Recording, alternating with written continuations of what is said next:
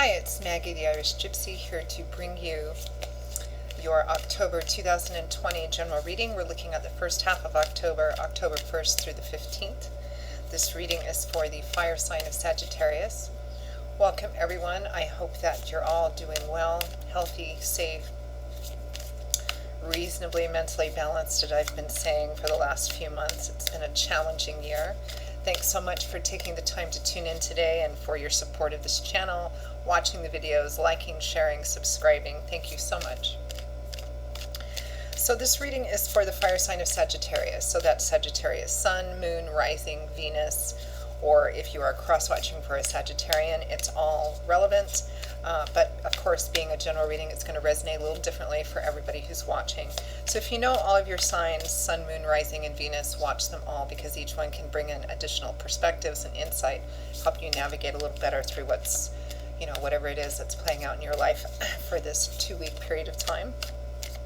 If you find that any of the readings do resonate with you and you'd like to reach out for a personal reading or information about that, just click on the description link below, click on the little arrow that pulls down info. You'll see my email address there. Feel free to email me directly, Maggie1McGuire@gmail.com. I'd be delighted to hear from you and to work with you. I do offer a wide variety of readings, and I can usually respond with more information the same day you send the email or the first 24 hours. And I do readings full-time, so I'm pretty diligent at working with your schedule in mind. So personal readings are scheduled in as timely a fashion as possible. So email me if you're interested. I'd be happy to work with you and to hear from you. All right, let's move right into this reading for Sagittarius for October 1st through the 15th, 2020. I am using the Gilded Tarot Royale, and for clarification, I will be clarifying with the Steampunk Tarot, which I was just gifted recently. The Steampunk Tarot has kind of a DIY, Victorian-esque feel to it, lovely muted colors in it. Okay, Sagittarius. Let's see what's in store for you for the first half of October. We have the Page of Wands, the Seven of Cups,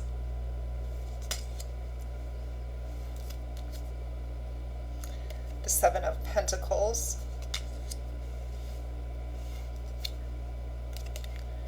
and the Page of Pentacles.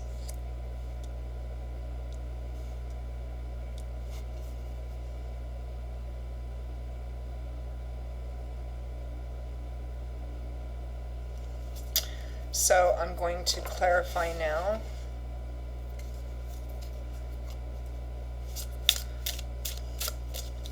Let's clarify this Page of Pentacles, clarify the Page of Pentacles.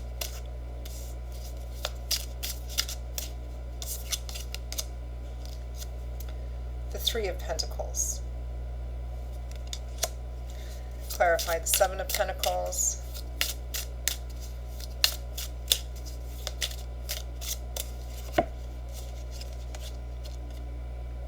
The Two of Cups. So it looks like for many of you, this is about a relationship, a partnership, or a friendship, whether it's love, friendship, or work. Clarify the Seven of Cups. What are we being idealistic about here? Clarify the Seven of Cups. The Ten of Cups. And clarify the Page of Wands.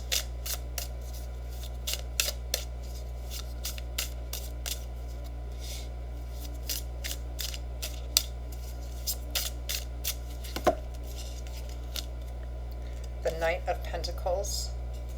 I'm going to pull another card for that.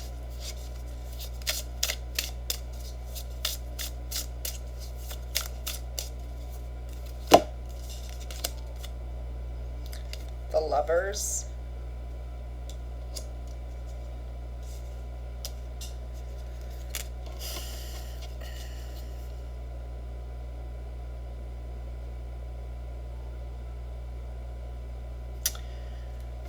Sagittarius, this feels like a situation that you have been investing in for some time, but you're not getting to or even close to where you want to be based on the amount of effort you've put into this so far. We have two pages here. We have the Page of Pentacles and the Page of Wands, which represents being at a starting place, because pages are students, apprentices. They're just starting out. They're in the process of learning and trying to figure out what to do with what they're learning, how to put it into practical application in the place that they're at. The Page of Pentacles is the Page of Earth, so he's starting off on the beginning of a deeper understanding and awareness of what it's actually going to take in a pretty practical way to make something work, or to put something together, or to achieve something, because he's very early on in the path. And the clarifying card for that is the Three of Pentacles, which is a card of teamwork, partnership, and collaboration. It represents a partnership or a collaboration between people, whether they like each other or not. They've agreed on a common cause, a common goal, and everybody comes to the table. Everybody has something to contribute. Everybody has ideas, opinions, and skills, and each of them are valuable in achieving whatever this common cause or common goal or whatever you're trying to build, or accomplish is. So you perhaps are, it's interesting because the Three of Pentacles is a card about people who are each skilled in and of themselves, have their own skills and talents, things to bring to the table. But your energy going into this partnership, or in this partnership, friendship, relationship, is that of a page. Now, next we have the Seven of Pentacles, which is a card of reflection, contemplation, taking inventory. This is a card about somebody who has put a lot into growing this crop. We're at a 7 here. Aces represent the ones, and 10s represent a cycle completion or achievement. So a 7 represents that this person has put a lot into, this crop, i.e. relationship, partnership, friendship, project, etc. And she's taking a look before she harvests it, to see if her efforts have matched what she's getting back. Am I where I thought I would be at this point? Am I not? Can I grow this crop from a 7 to a 10?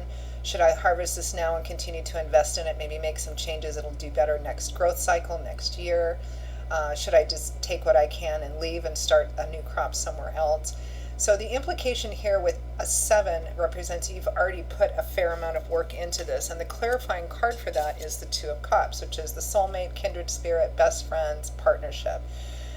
So it is likely a relationship in here, maybe between you and another person, or you and a small group of people. And again, it could be a love romance, it could be a friendship, it could be a business partnership, or something in your community as well. I mean, this could be love and romance, it could be at your work, it could be in your community, like a group project or something. The thing that I don't like about it, that's standing out to me in a way that I don't like, Sagittarius, is that this looks like something that you've obviously put a lot of work into, this relationship, this partnership, this project, but you're still here at this page energy, trying to figure it out, maybe feeling lost, feeling like you're still at the beginning again, even though you've put all this time and effort into it. It kind of feels like, you had this race or this goal, this place that you were trying to get to within this, whatever it is, partnership situation. And you're running and running and running and running and running and running and running and running and running and putting all this time and effort, dedication, and love, time, money, etc. into this. And when you stop to take a breather because you're getting kind of worn out, you look around and you're still at the starting gate.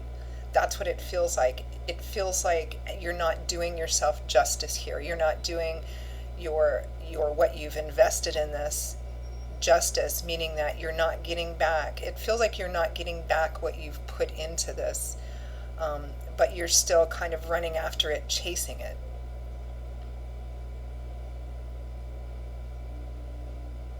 It feels like it hasn't yet really taken off, gotten off the ground yet, even though you've put all this effort into it. And the Seven of Pentacles also implies that you do have some results, but it's not what you want. And I feel like for as much effort as it feels you've put into this, there's still these 2 pages going, well, I don't know. I'm starting to kind of understand that the path I'm on almost, is so long and so difficult. Am I ever going to be able to do this? Because, with where you are here with the Seven of Pentacles, taking a look at the efforts that you've put into this and the time put into it, you shouldn't be feeling like this page here, actually getting an understanding of seeing how far this path stretches out and how on earth you're going to be able to do this. It also feels like you may feel like in this, situation, relationship, partnership, that you're not being valued enough, you're not being heard enough, that you don't have the kind of voice or vote in this situation that you want, and that the efforts that you're putting into it aren't seen as important as the other persons or the other people in this situation. So it feels like you're kind of looking at that maybe around the beginning of the month or so, or maybe this is something that's been going on for a time. But then you get into this sort of idealistic kind of energy, here with the Seven of Cups and the Ten of Cups. The Seven of Cups is a very idealistic energy, which can be lovely. We all need to dream. We have to start somewhere. The Seven of Cups shows 7 cups that are filled with what basically represents potential, possibility, the best and most beautiful possibility. Building castles in the sky, daydreaming, fantasizing. It's all going to work out because it will, And the clarifying card for that is the Ten of Cups, which is the happy home. 10 is completion, it's fulfillment, it's cycle achievement, especially in regards to home and family. This is a card of, marriage, blessings, childbirth, weddings, paying off the last mortgage payment on your home, feeling like you've finally gotten to a place, especially with home and family, that happily ever after energy where things have finally come together. And the Seven of Cups, while lovely, is not a practical energy. It's a card about kind of still being in the clouds. So it's like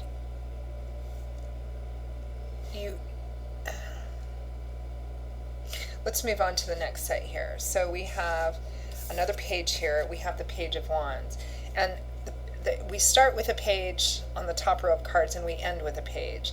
So here's another page, the Page of Wands, the Page of Fire. He's the most excited and spontaneous and impulsive and exuberant of all the pages. This card also represents being at the beginning of at the start of a path, and you're full of excitement and desire and fire and passion and enthusiasm, and you've got momentum in your favor and you're just charging ahead. The Page of Wands always kind of reminds me, of a little puppy who's so excited to go for a walk and he's pulling at the leash and all of that. He's just so excited, doesn't know where you're going to go, he doesn't care, he just, he's off and running to explore. The clarifying card for that is the Knight of Pentacles and the Lovers. I think I may pull one more. The Knight of Pentacles just wants to get it done. All knights have a mission and a quest. And the Knight of Pentacles is the Knight of Earth. So he's the slowest of all of the knights, the steadiest, the most detail-oriented, the most cautious. He's the one knight guaranteed to achieve his mission and quest because he stays very focused and very cautious and very detail-oriented. He's all about putting the work in day by day.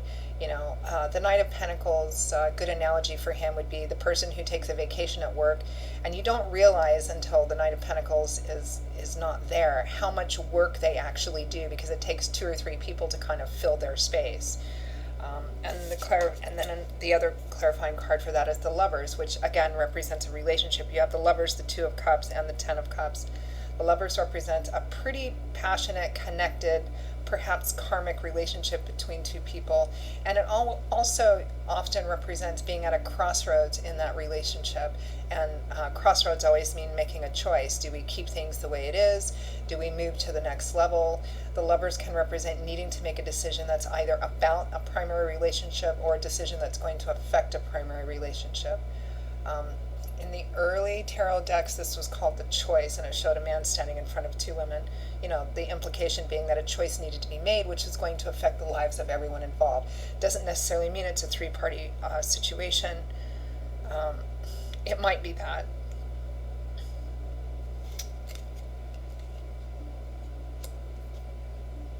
I'm going to pull one more clarifying card for that Page of Wands, Knight of Pentacles, the Lovers. One more card.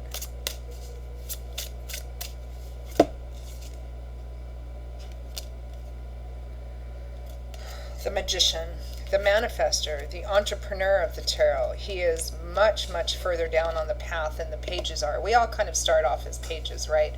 The Magician started off as a page too, and he's worked long and hard. He's learned through success, failure, triumph, defeat. He's gotten to the place now where he's mastered the elements, and he's able to create with those elements because, you know, he has so much time and experience behind him.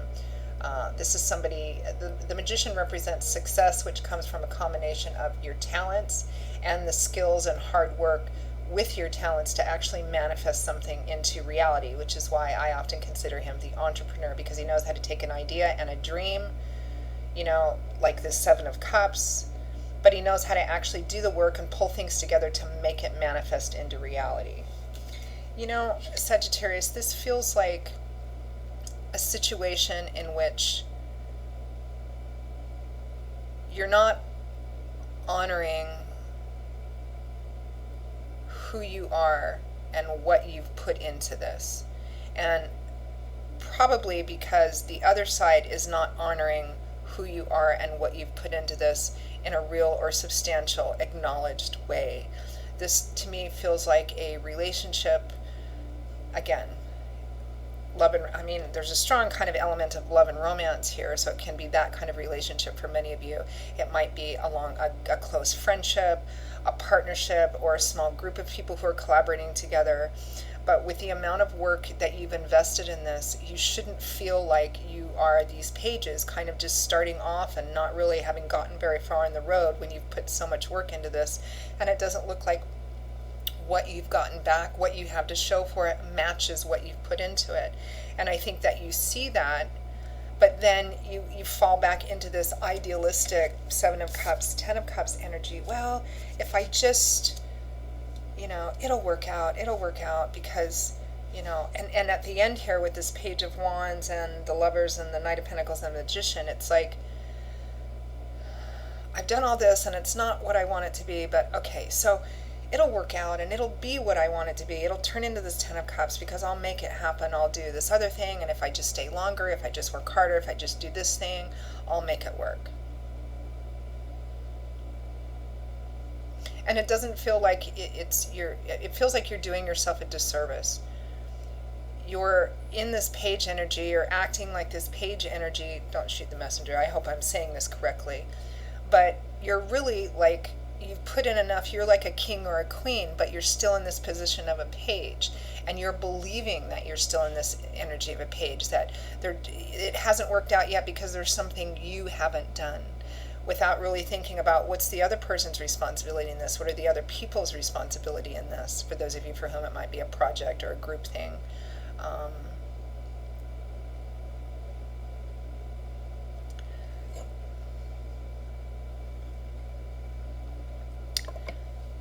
To use the example of a love and romance relationship, this looks like the energy of somebody who's been in a relationship for some time. They've put in a lot of effort into this. It's not being acknowledged. Maybe they are not being acknowledged very well. They don't feel like they have much of a platform to stand on, or maybe their voice or vote isn't considered as important as the other side's or the other person or persons. But yet they still kind of run around trying to do more and more and more, while the other person is just sucking it up and not really giving much, if anything, back in return. And so it's kind of taking away from your own power and your own dignity, you know. If you're a queen, you're in a relationship or some kind of situation of partnership where you're constantly feeling like a page and feeling like it's your responsibility to do more, to give more, to find another way, etc.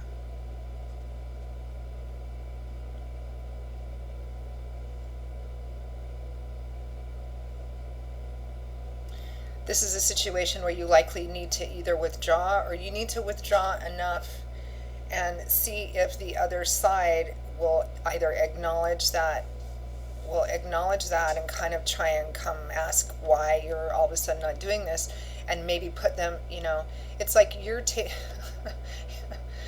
I should probably stop here with the analogies. We're already at 20 minutes, but it's kind of like you're traveling with someone, and you've been traveling with someone for years or for quite a long time, and you get to the baggage carousel, and you wait and wait, and you see your bags, you pick up your bags, and you pick up the other person's bags too. So you're there kind of, dragging all these bags and feeling like it's your job to, and the other person's just kind of whistling along with not a care in the world and no weight, right? And you feel more and more depleted and more unrecognized, but you take that on yourself like it's because you're not doing enough, so you have to find more things to do. And it's just, it's just taking away from you.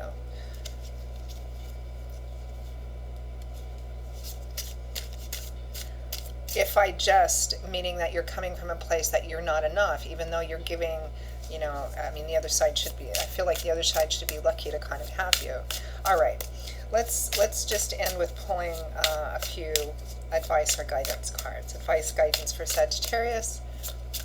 What is the best way to navigate through this for the first half of October?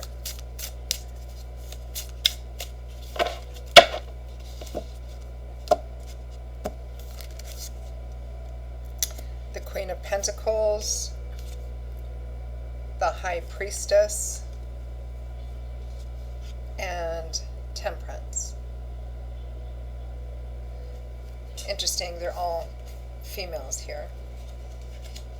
Oh, if you're a male watching this, it's for you too. You know what? All three of these characters, the High Priestess, the Queen of Pentacles, and Temperance, share some common traits, and this is advice from Spirit, so you're being asked to manifest this energy. And when Spirit gives this advice, even though you're showing up with this page energy, Spirit's asking you to manifest the energy of Temperance, the Queen of Pentacles, and the High Priestess, because it's in you to do that. It's in you to do that. This is, the Queen of Pentacles is somebody who is stable in her own right. She asks for very little, if anything, from anybody else, because she's gotten to a place where she can take care of herself. She's on top of her own world, stable, secure, self-confident. She's on top of it all. She can handle it. She doesn't need help from anybody else. Look at her. She's portrayed as being by herself, not necessarily because she's single or solitary or alone or lonely, because she's totally fine with who she is. She's worked hard to get to the top of her world. The High Priestess, mysterious, enigmatic, quiet. This is kind of like, kind of a force unto herself. This is kind of like the spiritual, wise person, or that person that you look at and they don't say a lot, but when they do, everybody listens to it. And you kind of think that they're all of this, but they're kind of mysterious because they don't say too much. They appear to be their own kind of wise, mystical rock in and of themselves. They are standing in the midst of their own power, and they don't go to any lengths to advertise it because they don't need to, which actually advertises it even more, and people kind of look at them and go, wow, they're really kind of special. And then Temperance is somebody also who's grounded. They're right in the middle of knowing who they are, what they're about, what they're worth. They don't ask for anything. They just wait for people to acknowledge and recognize their own power and who they are. This is about staying in the middle, and Temperance is about staying in the middle, holding opposite extremes in unison and harmony, and not allowing yourself to get pulled out of that. Like being in the middle of a seesaw or a teeter-totter. When you're grounded in and of yourself, your own power, your own self-worth and value, you're in the middle. And even though the outside arms, which you can't control, or the people, opinion, situations, you might have to adjust not to lose your balance, but as long as you stay in that center, temperance, you won't lose your balance. It's when you allow those outside things, situations, people, to pull you off into that stuff, that's when you lose your balance and fall. So all three of these characters on these cards as advice are asking you to kind of step back from this, stop investing so much into it, you've done enough, and give the other person, I almost wanted to say enough rope to hang themselves with, give the other side the opportunity to step in and step up to the plate and elevate themselves and do their share. And if they don't, then this is a situation you need to not be investing yourself in. So I'm going to stop there because we're at like 25 minutes. So Sagittarius, I hope that's been helpful and useful to you. If it is, again, and you'd like to reach out for a personal reading, just click on the description link below. Feel free to email me directly at maggie1mcguire@gmail.com. I'd be happy, delighted to work with you. I will see you all again in a couple of weeks for the October mid-month readings. Until then, stay safe and well, take care, and I hope to see you back here again soon. Bye-bye.